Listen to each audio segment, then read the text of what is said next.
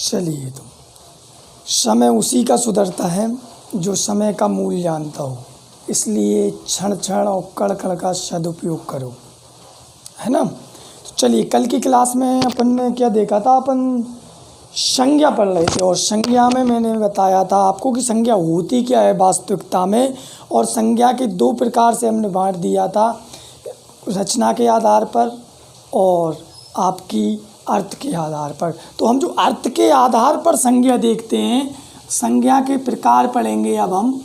संज्ञा के प्रकार किसके आधार पर? प्रकार अर्थ के आधार पर, है ना। तो संज्ञा के हम प्रकार पढ़ रहे हैं, तो वो पढ़ेंगे हम अर्थ के आधार पर। तो अर्थ के आधार पर मैंने कल आपको बताया था। अब हम पढ़ेंगे पहली संज्ञा होती क्या है वास्तविकता में। देखो, मैं एक की 15 मिनट की पूरी संज्ञा कभी ज़िंदगी में नहीं भूलोगे, याद रखना, ठीक है। चलिए, कोई डाउट कल की क्लास में? बिल्कुल नहीं, टेस्ट में आप फेल हो गए, नहीं रियल में आपने टॉप किया था, ठीक है। चलिए, बात ना करें व्यर्थ में समय बर्बाद ना करें, कृपया आइए। चलिए, तो अपन संज्ञा देखते हैं।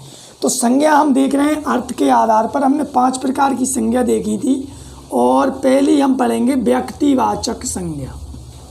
क्या पढ़ेंगे हम? व्यक्तिवाचक संज्ञा। व्यक्तिवाचक संज्ञा। तो देखें, तो कोई बताएगा कि व्यक्तिवाचक संज्ञा वास्तविकता में होती क्या है? देखो, व्यक्तिवाचक संज्ञा हम सरल शब्दों में एक लाइन में कहें कि जिस शब्द से या जिस संज्ञा से किसी एक वस्तु, व्यक्ति अथवा स्थान के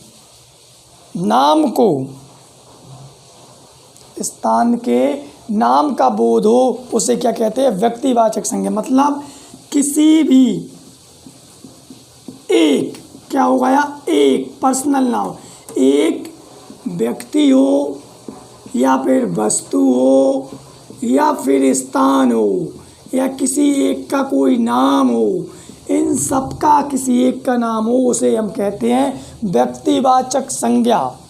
आ गई ना समझ में? देखो कैसे, जैसे मैं कहूँ उदाहरण के लिए,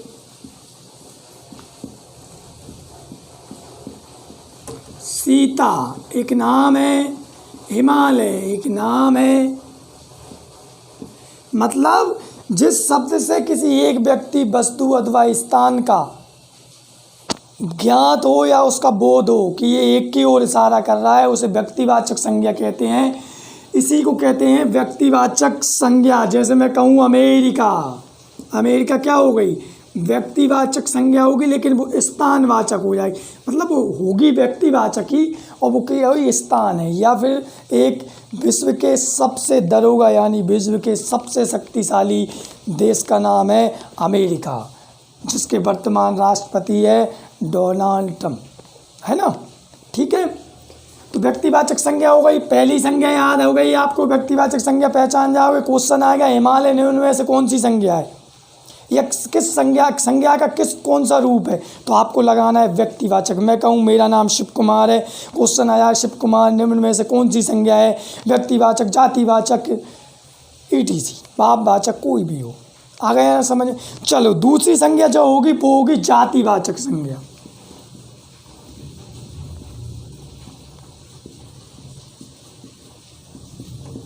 देखो, अब जातिवाचक संज्ञा जो होगी वो किसी एक की ओर इशारा नहीं करेगी। जिस संज्ञा से एक ही प्रकार की वस्तुओं का ज्ञान हो या उसका बोध हो कि एक ही प्रकार की क्या है? वस्तु हैं, एक ही प्रकार की वस्तुओं का बोध हो, अथवा किसी प्राणी या अथवा प्राणियों की संपूर्ण जाति का बोध हो, उसे हम क्या करेंगे? जातिवाचक संज्ञा कहेंगे। याद रखना मैं क्या कह रहा हूँ, एक ही प्रकार की जाति या प्राणी, संपूर्ण कौम का बोध हो, उसे क्या कहेंगे हम? जातिवाचक संज्ञा कहेंगे। कैसे कहेंगे? देखो, या मतलब एक से अधिक का बोध हो, ठीक है। जैसे मैं कहूँ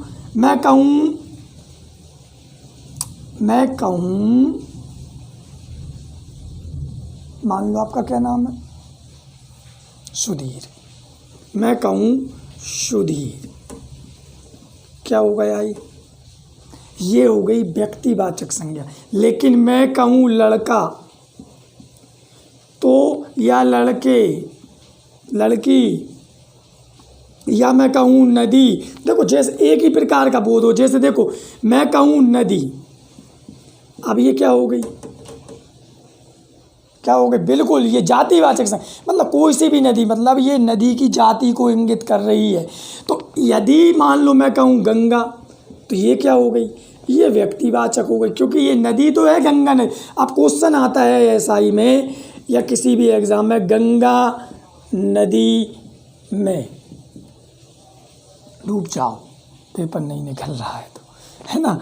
तो मेरा कहने का मतलब निम्न पंक्ति में या निम्न वाक्य में संज्ञा पहचानिए, क्वेश्चन यही आता है। तो आप क्या कहेंगे? गंगा व्यक्तिवाचक है और नदी जातिवाचक है। यहाँ दो संज्ञाएं उत्पन्न हो गई, आया कि नहीं है? सर्वनाम भी है, ठीक है। तो ऐसे ही क्वेश्चन आते हैं वहाँ। अब वाक्य में आने लगे, एक शब्द में नहीं आते। तो मैं क्या कह रहा हूँ कि जातिवाचक संज्ञा संपूर्ण जाति की ओर इशारा करती है, एक ही प्रकार की। मैं कहूँ नदी तो ये जातिवाचक, मैं कहूँ पर्वत तो ये जातिवाचक, लेकिन मैं कहूँ हिमालय तो वो व्यक्तिवाचक हो जाएगा, याद रखना। मैं कहूँ आदमी तो ये जातिवाचक है, आदमी कोई भी हो सकता है ना। तो संपूर्ण आदमी मेल की ओर इशारा करेगा, याद रखना, ठीक है। कोई डाउट? मैं कहूँ पुस्तक, लेकिन मैं कहूँ लक्ष्मीकांत तो ये व्यक्तिवाचक हो जाएगी, लक्ष्मीकांत, ठीक है। चलो देखो, एक क्वेश्चन आता है, याद आ गया, मैं नहीं याद तो नहीं, ठीक है, वो समझाऊंगा ही क्या। बिल्कुल देखो, आपको गौर से देखो यार, ठीक है। देखो, मैं कहूँ कि जातिवाचक संज्ञा का प्रयोग करें। यदि मैं कहूँ, प्रयोग कर रहे हैं हम अभी, व्यक्ति जातिवाचक संज्ञा का व्यक्तिवाचक संज्ञा में प्रयोग, व्यक्तिवाचक संज्ञा में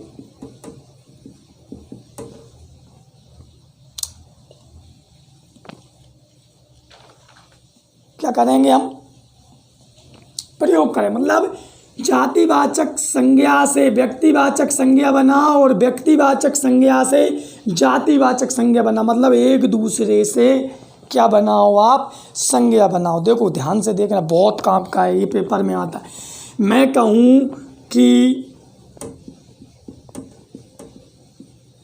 गोस्वामी ने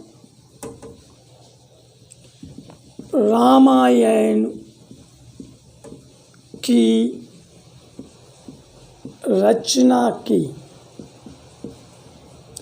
एक क्वेश्चन है, एक मैं कह रहा हूँ कि गोस्वामी ने रामायण की रचना की, महाकाव्य है एक रामायण, उसकी रचना की। और मैं कहूँ आजकल जयचंदों या हरिश्चंद्रों की कमी नहीं है, कमी नहीं है, कमी नहीं या कमी है। अब आप में से कोई बताएगा कि निम्न में से कौन से वाक्य में व्यक्तिवाचक संज्ञा है, कौन से वाक्य में जातिवाचक संज्ञा। देखो ध्यान से देखना क्या है। देखो यहाँ मैं कह रहा हूँ गोस्वामी ने रामायण की रचना की। अब एक गोस्वामी जो शब्द है वो तुम्हें क्या लग रहा है, या आपको क्या लग रहा है? आपको लग रहा है कि ये जाति है, तो ये बिल्कुल जातिवाचक संज्ञा हो जाएगी। लेकिन वो किसी विशेष व्यक्ति की ओर इशारा कर रही है, मैं कर रहा है। मैंने कहा गोस्वामी, तुम तुरंत समझ जाओगे तुलसीदास जी की बात हो रही है, इसलिए ये जातिवाचक संज्ञा होगी, नहीं होगी। यही तो मैं पूछना चाह, ये जातिवाचक संज्ञा नहीं होगी क्योंकि वो तुलसीदास किसी एक व्यक्ति की ओर इशारा कर रहा है, ना कि पूरी जाति की ओर। तो ये कौन सी संज्ञा हो गई? व्यक्ति। समझ जाना। अब मैं दूसरा कह रहा हूँ, आजकल जयचंदों या हरिचंदों की कमी नहीं है या कमी है, मतलब जयचंदों की कमी नहीं है और हरिचंदों की कमी है। तो ये कौन सी संज्ञा है? निम्न वाक्य में क्वेश्चन यही आएगा, निम्न वाक्य में कौन सी संज्ञा का प्रयोग हुआ है? तो देखो, इसमें प्रयोग हुआ है जातिवाचक, मतलब जयचंद का अर्थ यहाँ होता है धोखेबाज, और धोखेबाज होती है भाववाचक, सॉरी धोखेबाज क्या होती है? जातिवाचक संज्ञा। तो मतलब धोखेबाज, जयचंदों की कमी नहीं है, मतलब ये संपूर्ण जाति की ओर इशारा कर रहा है, एक व्यक्ति से समस्त धोखेबाज आ जाते हैं। वहीं हरिचंदों यानी दाताओं की कमी नहीं है या ईमानदार की कमी नहीं है। समझ में आ गया? हाँ, यही कह रहा हूँ मैं कि ये जो जयचंद शब्द है वो किसकी ओर इशारा कर रहा है? जयचंद की ओर इशारा नहीं कर रहा। आप 1192 में मत जाओ, तराइन के युद्ध में पृथ्वीराज चौहान वर्सेस मोहम्मद गौरी, वहाँ मत जाओ। क्यों? क्योंकि गौरी का जयचंद ने क्या किया था? पृथ्वीराज का साथ नहीं दिया था, उसकी हार हो गई थी, जो भी रहा हो, तो मतलब उसने धोखा दे दिया था। ठीक है, तो जयचंद मतलब क्या हो गया? जातिवाचक संज्ञा। क्लियर? ये नोट डाउन कर सकते हो आप, है ना?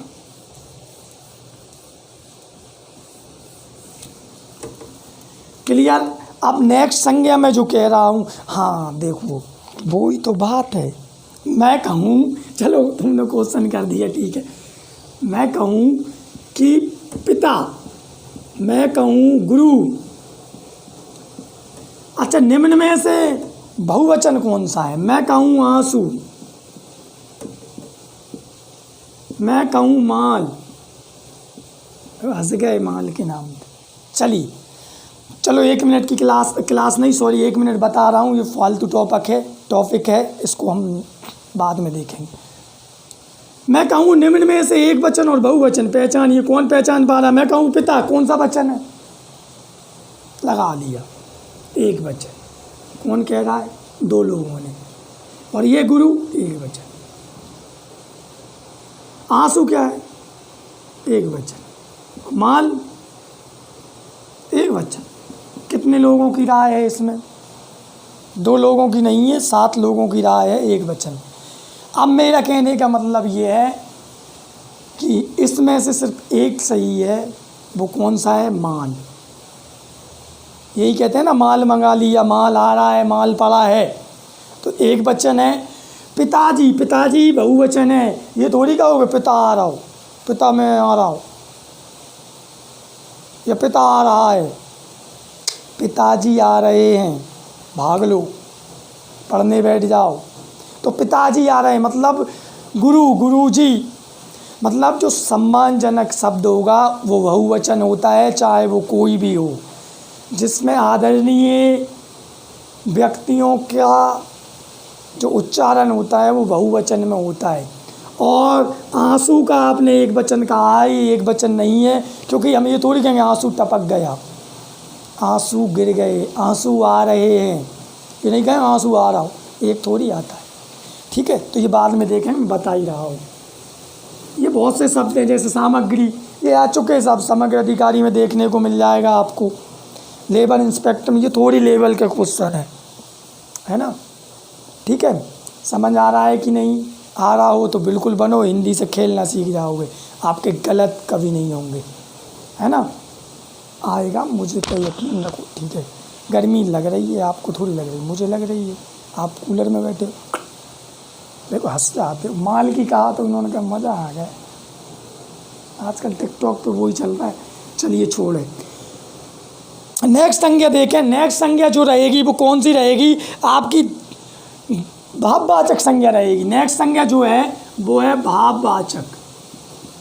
भाववाचक संज्ञा वो होती है जिसे देखा नहीं जा सकता लेकिन फील किया जा सकता है। मतलब जिस संज्ञा से किसी व्यक्ति या वस्तु के स्वभाव, मतलब किसी व्यक्ति वस्तु के स्वभाव गुण, दशा, स्थिति आदि का बोध हो, उसे क्या कहेंगे? भाववाचक संज्ञा। मतलब जिस शब्द से हमें पता चल जाए कि इसमें किसी व्यक्ति या वस्तु के स्वभाव, गुण, अपगुण, दोष जो भी है उनका बोध हो रहा है, तो आप टिक कर देना कि ये भाववाचक संज्ञा है। जैसे मैं कहूँ, देखो जैसे कहूँ मैं ईमानदारी।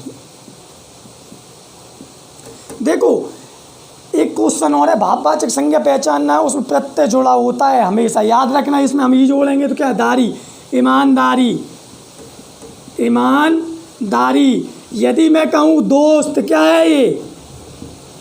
क्या है ये? कौन सी सब? बिल्कुल ये जातिवाचक संज्ञा है, लेकिन ये इसमें मैं प्रत्यय जोड़ दूँ बड़ी, ये दोस्ती क्या हो जाएगी? दोस्ती। जैसे मैं फ्रेंड कहूँ, और फ्रेंड का मतलब होता है दोस्त, मित्र, लेकिन मैंने इसमें सिर्फ जोड़ दी तो क्या हो जाएगा? ये तो फ्रेंडशिप यानी कि भाववाचक संज्ञा हो जाएगी। जैसे कहूँ मीठा, मिठास, ईमानदारी। यदि मैं कहूँ लव, अरे खुश हो जाओ, लव क्या है? भाववाचक से फील किया जा सकता है 9 से लेकर 12 तक, इसके बाद तो पता चलता है गड़बड़ हो गई, है ना। फील तो हमेशा किया जा सकता है, जिसके अंदर प्रेम ना हो वो तो आदमी नीरस होगा, क्योंकि प्रेम, श्रृंगार रस किसी भी व्यक्ति के जीवन का सबसे प्रधान होता है। किसी भी काव्य के 2 रस प्रधान होते हैं, श्रृंगार और वीर रस। व्यक्ति कहते हैं रस्सी जल गई पर बल नहीं गया, बूढ़ा व्यक्ति में भी उत्साह हो जाता है, बिल्कुल, है ना। देखो टॉपिक पे आते, भाववाचक संज्ञा हो गई, समझ में आ रहा है? फ्रेंडशिप, ईमानदारी, दोस्ती, मित्रता, या फिर हम प्रेम कहें, मिठास कहें, मीठा फिलहाल उसे फील ही तो कर रहे हैं। मिठास, कालिमा मतलब किसी व्यक्ति की जवानी, है ना। या क्रोध, क्रोध भी क्या है? भाववाचक संज्ञा। समझ में आया कि नहीं? चलिए, बिल्कुल बिल्कुल, मैं मिटा इसलिए देता हूँ ताकि आपके माइंड में रहे। ठीक है, आ गया समझ में? ठीक है, मतलब भाववाचक संज्ञा किसी व्यक्ति की गुण दशा, वो बुरा है, वो बहुत बुरा है, अच्छा अच्छाई, बुरा बुराई, है ना। ठीक है, चलिए अब भाववाचक संज्ञा का निर्माण करके देखिए। अच्छा, भाववाचक संज्ञा का जातिवाचक संज्ञा से निर्माण करो। अच्छा, तो क्वेश्चन यहीं से आते हैं, ये कोई नहीं बताएगा आपको। जातिवाचक संज्ञा का निर्माण करो। आप कैसे करेंगे जातिवाचक संज्ञा का निर्माण? देखो, यदि मैं कहूँ जातिवाचक संज्ञा से हमें भाववाचक संज्ञा बनाना है, से भाववाचक संज्ञा, देखो जातिवाचक संज्ञा से हम भाववाचक संज्ञा बनाएंगे। यदि मैं कहूँ पुरुष, इसमें प्रत्यय जोड़ दो तो है पुरुषत्व या पुरुषत्व, हो जाएगा कि नहीं?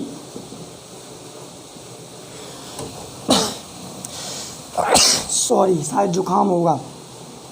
पुरुष तत्व आ गया कि नहीं समझ में? मतलब जातिवाचक संज्ञा से हम, पुरुष क्या है? जातिवाचक संज्ञा, कोई भी पुरुष हो सकता है। एक और हम शब्द लें, नारी ले लो आप।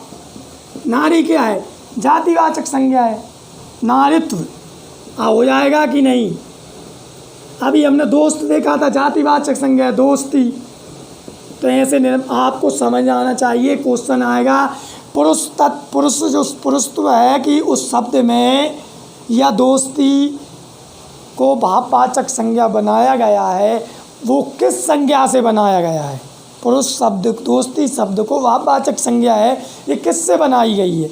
तो क्वेश्चन आपको लगाना है जातिवाचक संज्ञा से। आपको संधि विच्छेद करना पड़ेगा, आपको उपसर्ग प्रत्यय पे ध्यान देना पड़ेगा कि इसमें वास्तविक में हमें उपसर्ग लगा है कि प्रत्यय लगा है, तब जाके आप कहीं आंसर पे पहुंच पाओगे। कठिन है लेकिन समझोगे तो बहुत सरल है। ये क्वेश्चन छोटे छोटे गलत होते हैं, हम सोचते हैं हमें संज्ञा आती, वास्तविकता में आती नहीं है। ठीक है, जातिवाचक से भाववाचक बना ली।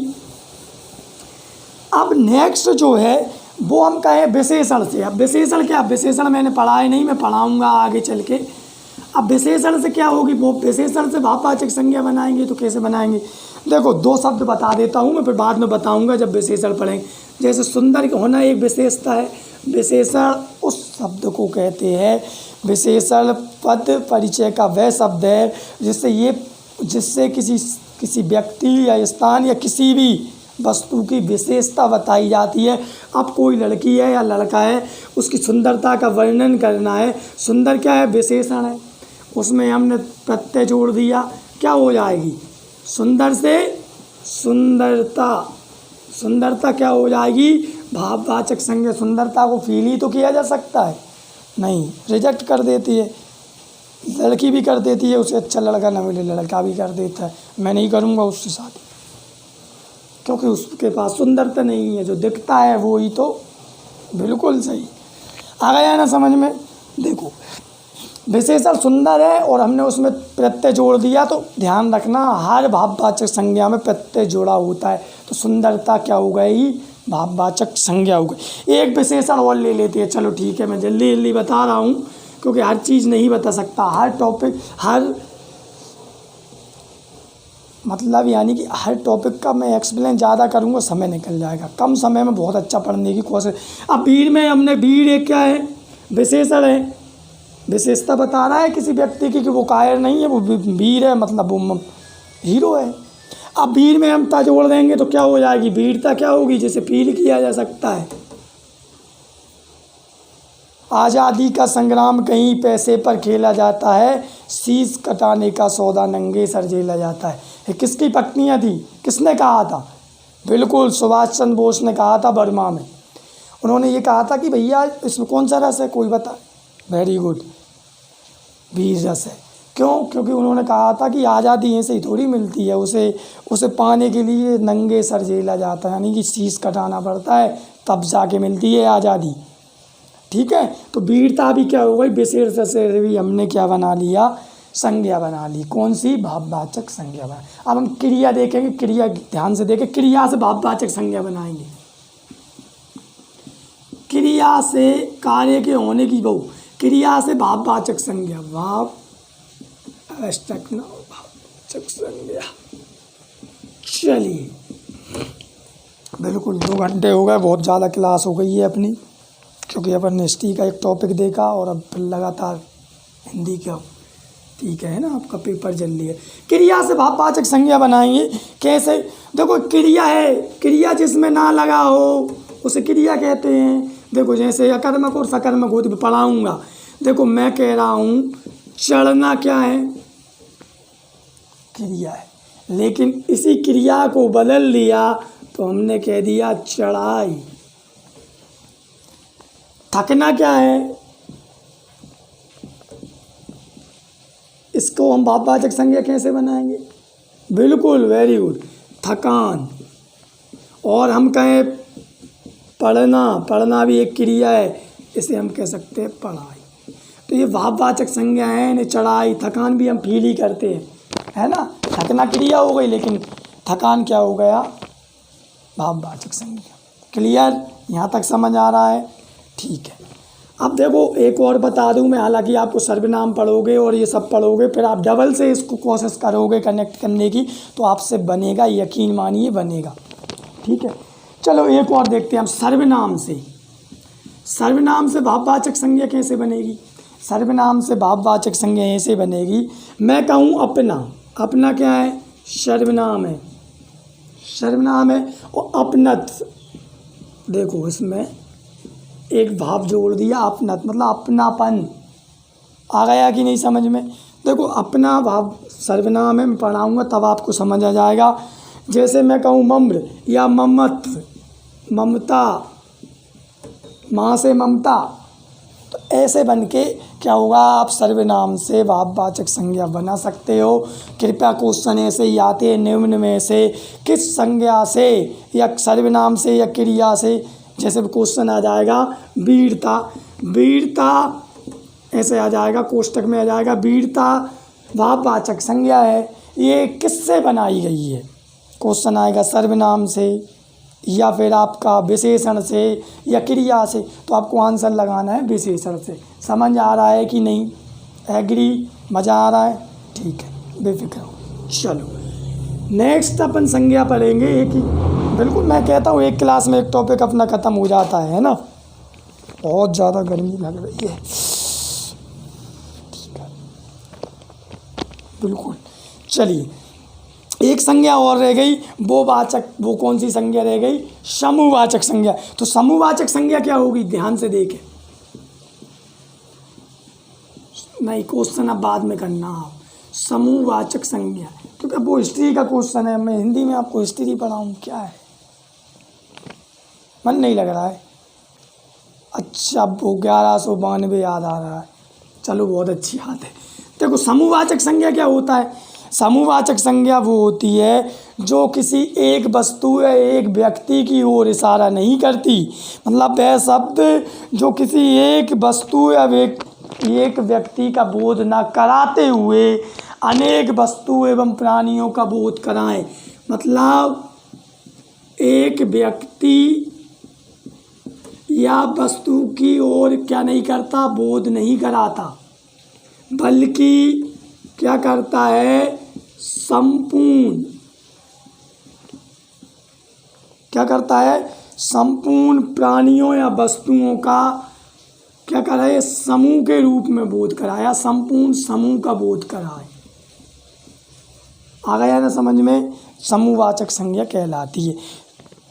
जैसे देखो, जैसे हम कहें क्लास, अपनी ये क्लास है, जैसे मैं कहूँ टीम, ये भी हो जाएगी। या मैं कमेटी कहूँ या समिति, हो जाएगी कि नहीं? या मैं कहूँ, यदि मैं कहूँ कि पुलिस, क्या हो जाएगी? ऐसा तो नहीं कि ये व्यक्तिवाचक हो जाए या जात। पुलिस, देखो पुलिस क्या होता है? एक यूनिट में रहती है ना? आर्मी, टीम, सभा, सभा भी एक व्यक्ति नहीं कर सकता, सभा में भी बहुत सारे चेला चपाटे होना चाहिए, तब तो नेताजी सभा लगाएंगे, है ना? सभा। या मैं कहूँ झुंड, या मैं कहूँ आर्मी, हो गया आर्मी, सेना हो गया ना, मैंने बोल दिया था। या मैं कहूँ आयोग, तो आयोग में भी बहुत से अध्यक्ष, उपाध्यक्ष और सदस्य होते हैं, है ना? तो मेरा कहने का मतलब सिर्फ इतना है कि समूहवाचक संज्ञा एक की ओर इशारा नहीं करती, ना एक वस्तु की ओर, ना एक व्यक्ति, बल्कि संपूर्ण प्राणियों या वस्तु या जातियों के समूह की ओर इशारा करती है। झुंड, है ना? समझ आ गया? ये सबसे सरल है, ठीक है। भाववाचक थोड़ी कठिन हो जाती है और जातिवाचक। चलिए रोक लें आप, कोई दिक्कत नहीं है ना? नोट डाउन कर ही लिया होगा आपने। चलो, अब बात आ रही है, एक और संज्ञा बच गई, वो बच गई द्रव्यवाचक संज्ञा।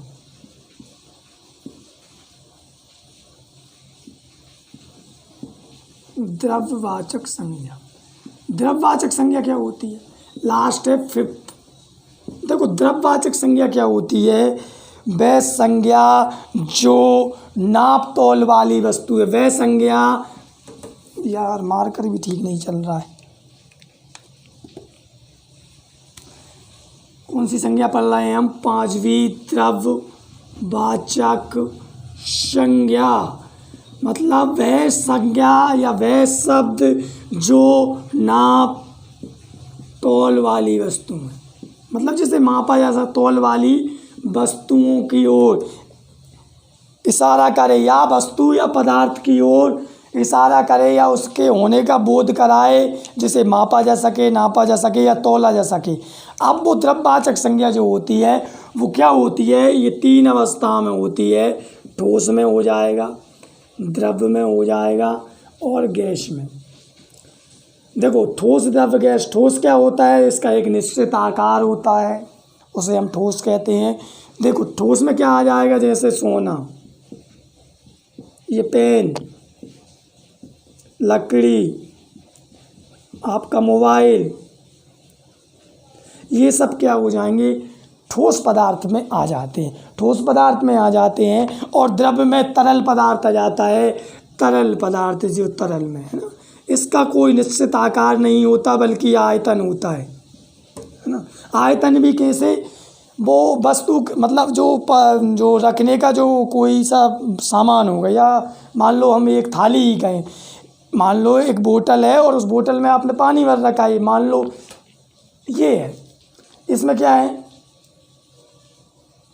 फेविकोल। अब ये फेविकोल ने, मतलब द्रव्य होता है जी, अपना हिसाब से आकार लेता है, किसके हिसाब से, जिसमें वो रखा है। जैसे मान लो ये फेविकोल है और इसे मैं किसी थाली में डाल दूँ या कटोरी में डाल दूँ तो वो आकार ले लेगा, मतलब बखर जाएगा या बहने लगेगा। तो तरल में की द्रव्य की एक विशेषता होती है, वो क्या होता है, उसका निश्चित कोई आकार नहीं होता, बल्कि वो वस्तु के जिसमें वो उसे रखा जा रहा है उसी के अनुसार वो उसका रूप ले लेता है। ठीक है। गैस क्या होती है, गैस दृश्यहीन होती है, जिसे देखा नहीं जा सकता लेकिन अनुभव किया जा सकता है। ठीक है, उसे गैस कहते हैं। जैसे O2, CO2, वायु, ये सब क्या होंगी, गैस है। तो समझ में आ गया। इन सब के नाम जो होंगे वो क्या होंगे, क्या होंगे, वो द्रव्यवाचक संज्ञा होगी। ठीक है, मुझे लग रहा है कि आपका ये टॉपिक ख़त्म हो गया है। बाकी बिल्कुल है ना। अब संज्ञा के विकार और देखेंगे हम। देखो संज्ञा के हम विकार देखेंगे, वो हम नेक्स्ट क्लास में देखेंगे, क्योंकि अभी आपका 15 मिनट का टेस्ट है और हमें लगभग 2 घंटे से ज़्यादा हो गए और मैं कंटिन्यू बोल रहा हूँ। तो कृपया थोड़ा सा रेस्ट कर लिया जाए जब तक आप टेस्ट दोगे, है ना। बिल्कुल बोलोगे नहीं, लेकिन मैं बता दूँ। देखो संज्ञा के कुछ विकार भी होते हैं। अब विकार वो क्या होंगे, लिंग, वचन और कारक। ये जो विकार होंगे वो हम पढ़ेंगे कल, और इसे हम फिनिश कर देंगे कल, है ना। बिल्कुल। तो लिंग वचन कारक हम कल देखेंगे। और कृपया पढ़ें, घर पे भी पढ़ें, ना समझ आए तो कल पूछे। ऐसा नहीं आप 15 दिन बाद पूछो और पढ़ो ही ना। तो इसलिए पढ़ते रहे, मेहनत आप करो। मेहनत मैं भी कर रहा हूँ, आप बस साथ खड़े रहो, रोज़ क्लास लो। आप हिंदी से तो खेलना सीख जाओगे। ठीक है, अब हम कल देखेंगे, टेस्ट देते हैं।